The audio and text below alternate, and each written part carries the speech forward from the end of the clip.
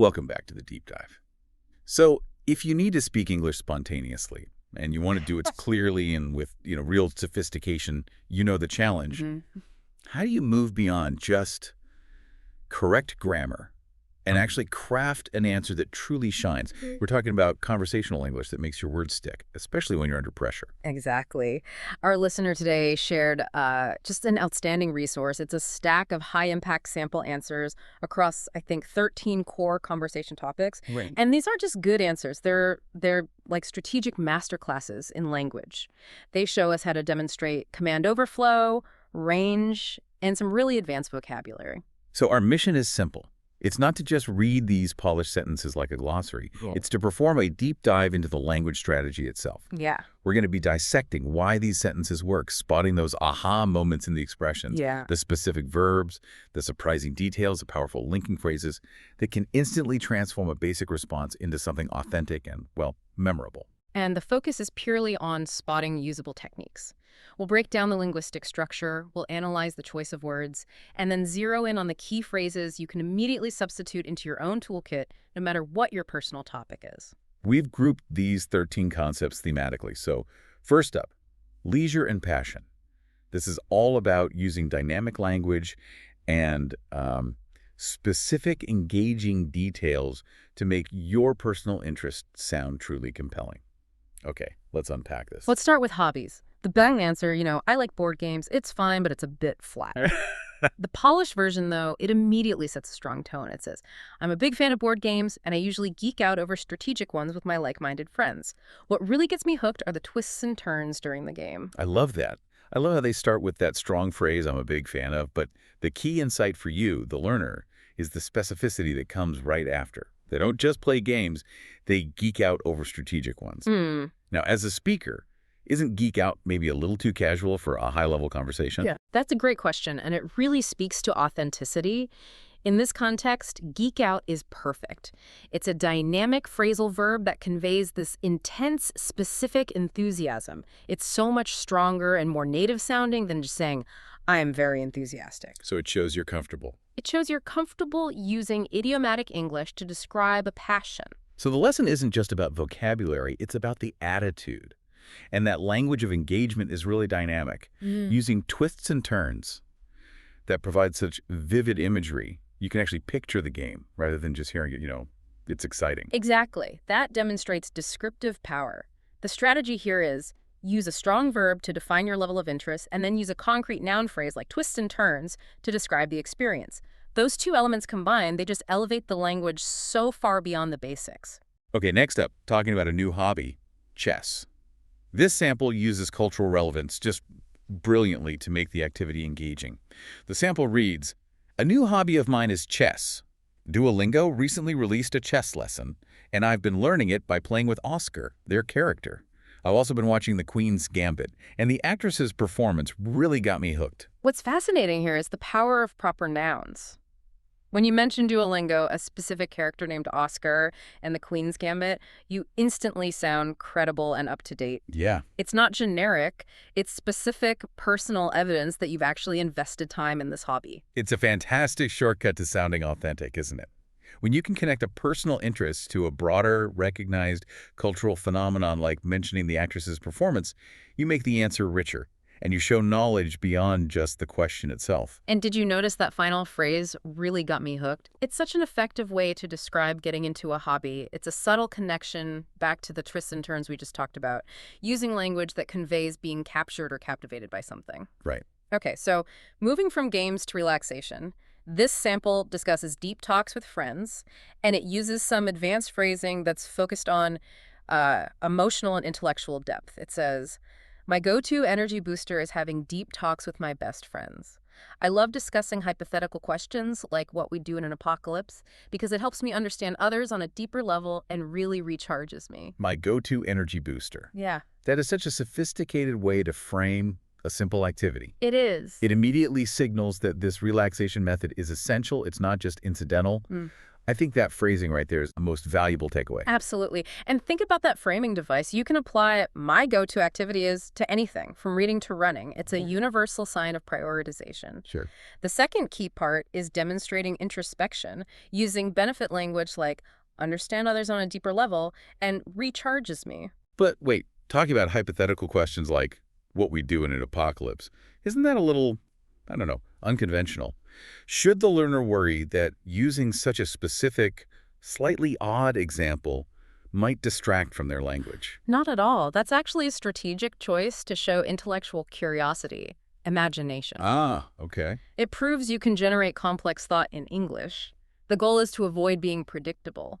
So instead of saying, we talk about our jobs, they offer this vivid, memorable example that implies a really inquisitive and thoughtful personality. Our last example in this section is movies, focusing on Zootopia 2. Yeah.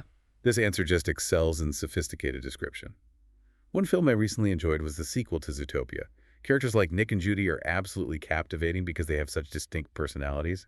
I've always loved how Disney movies weave meaningful messages into their stories, and this one really left a positive impression on me. The strength of this answer really lies in the adjective selection, moving beyond just good to using absolutely captivating and distinct personalities. It instantly raises the quality of the description. Yeah, it shows a nuanced appreciation. And then there's that final sentence, which is just pure gold for high-level language. Disney movies weave meaningful messages into their stories. That verb weave, it's, I guess, integration, complexity, skillful construction. It's so powerful. It is, and it signals an appreciation for structure, not just plot. And look, if weave feels too challenging for you to retrieve quickly, you could substitute a strong alternative like skillfully embed, but the strategy is the same. Right. Use a verb that demonstrates complexity. Exactly. The goal is to analyze how the message is delivered, not just what the message is. So the overall strategy here is clear. Don't just describe what you watched, analyze how it was made and why it affected you. Okay, we transition now into how you discuss your daily life, but with this crucial layer of justification and efficiency. The goal is to link your routines to convenience and context. Let's start with a morning routine and an e-bike commute. On weekdays, I usually wake up around 8 a.m. and then I hop on my e-bike to head out. Living in a small city like Zhenjiang is so convenient because you can get to almost any destination within 20 minutes. The efficiency of that expression is just remarkable. The speaker uses simple, functional verbs like hop on my e-bike to head out. There's no ambiguity, no wasted breath. It's so direct. But the real teaching moment comes right after. They don't just state the fact, they provide geographical justification. Gosh. By naming the city Zhenjiang and explaining that living there is so convenient because travel takes less than 20 minutes, they turn a simple routine into a statement about their chosen lifestyle. This shows you that you can use the limitations or, the benefits of your location to immediately elevate a very mundane answer. If you live in a big city, your justification might be, it's draining, but it means I have access to world-class museums. You pivot the conversation instantly. Exactly. Now, our next example, a Band 9 sample for daily routine, focuses on morning coffee.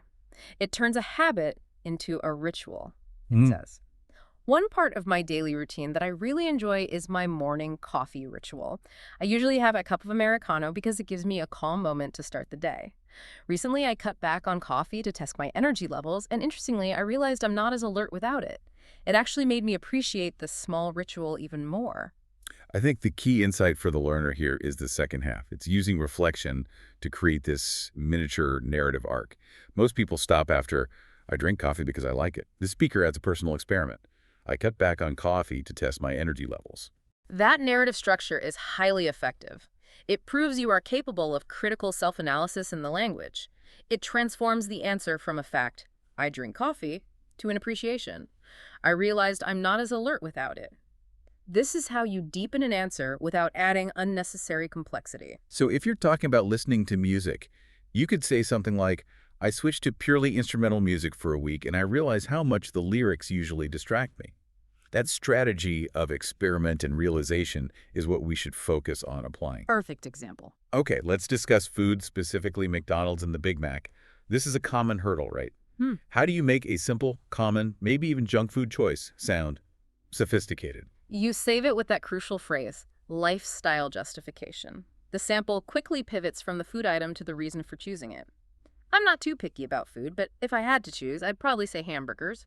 Since I live a fast-paced lifestyle, my go-to is grabbing a Big Mac set from McDonald's whenever I get hungry. That opening clause, since I live a fast-paced lifestyle, is doing all the heavy lifting there. It is. It shifts the focus from judging the food choice to understanding the speaker's need for speed, efficiency, convenience. This is a universal technique. If you choose a common product, say a specific brand of shoe or a basic type of phone, you can use lifestyle justification to your advantage. Since I prioritize utility over fashion, I always choose X because it's reliable. It makes the choice logical, professional, strategic, not just arbitrary. Our final topic in this daily rhythm section is work, or job preference. This is where the specialized vocabulary really defines one's needs. It says, to be honest, I don't always enjoy my work because I'm someone who really needs a sense of novelty. Even though I've tried different jobs like waiter, lifeguard, data analyst, product manager, and now IELTS teacher, I still find repetitive tasks a bit confusing or draining. So job hopping suits me better than staying in the same role for too long.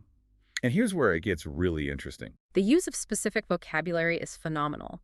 They don't just say, I get bored. They articulate a deep need for a sense of novelty, and they categorize their discomfort precisely. Repetitive tasks are confusing or draining. This shows they have the language to describe complex internal states. And what about that long list of jobs? Waiter, lifeguard, data analyst, product manager, and now IELTS teacher. Yeah. Is providing that much detail. Is it risky, or does it add necessary credibility? Oh, it adds crucial credibility. Yeah. Because they are making this broad claim about their professional nature that they need novelty and find tasks draining, they have to back it up with evidence. Right. That list proves the conclusion, job hopping suits me better, is earned through trial and error, not just a guess. The strategy here is synthesis, then. Use specialized language to define your problem draining, use evidence, the job list, to support it, and then use a concluding statement, job hopping suits me better, to synthesize the whole argument. That's a perfect three-step conversational structure. Let's pause here quickly because we've covered 8 core topics, and the strategy is consistent. The best answers are built around the why. Whether you're explaining why you need a Big Mac or why you need a sense of novelty, that connective tissue, that justification, is what holds the sophisticated language. That's spot on. And if you're ever struggling with an answer, just ask yourself, what is the underlying reason for my preference?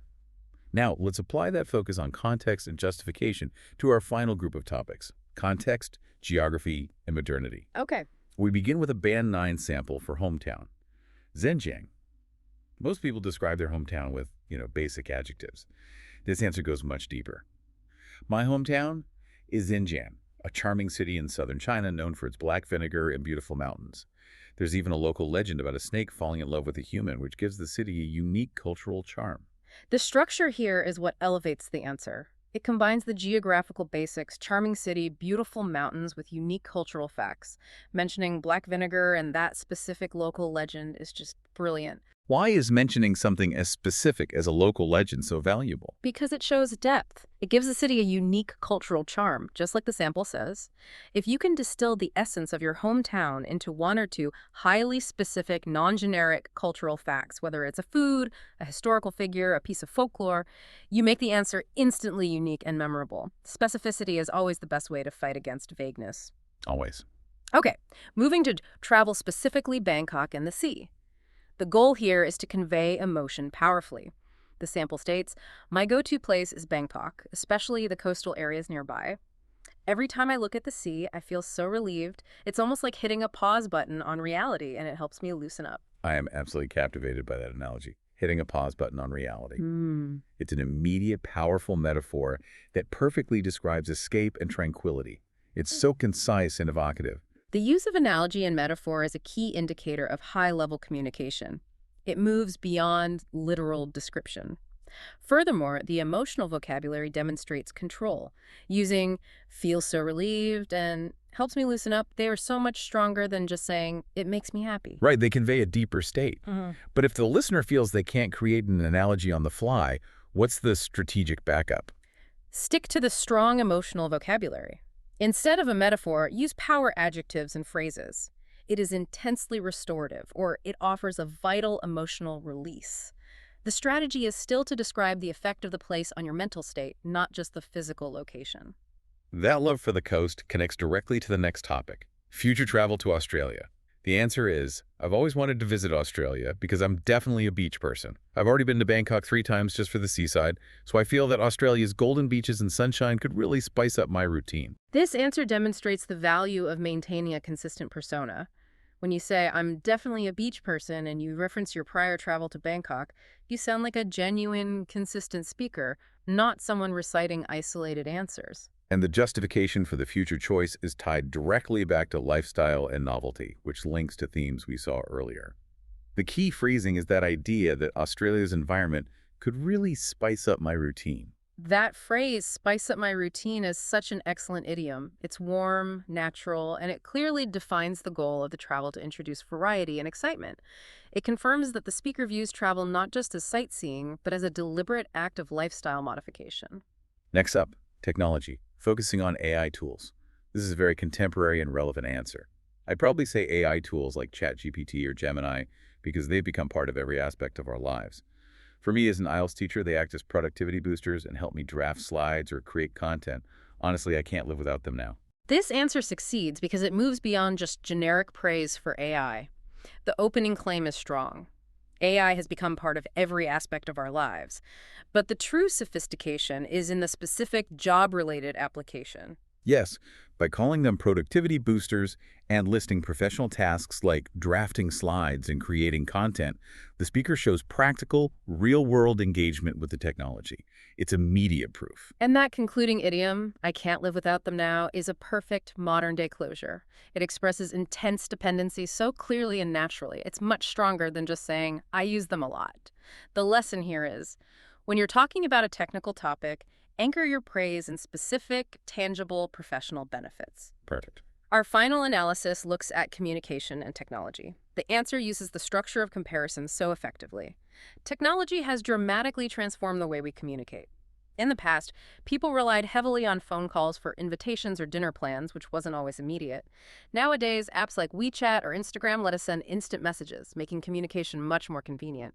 The use of that comparison structure is key to demonstrating advanced language. The answer uses the high-level verb phrase dramatically transformed. It immediately signals the scope of the discussion.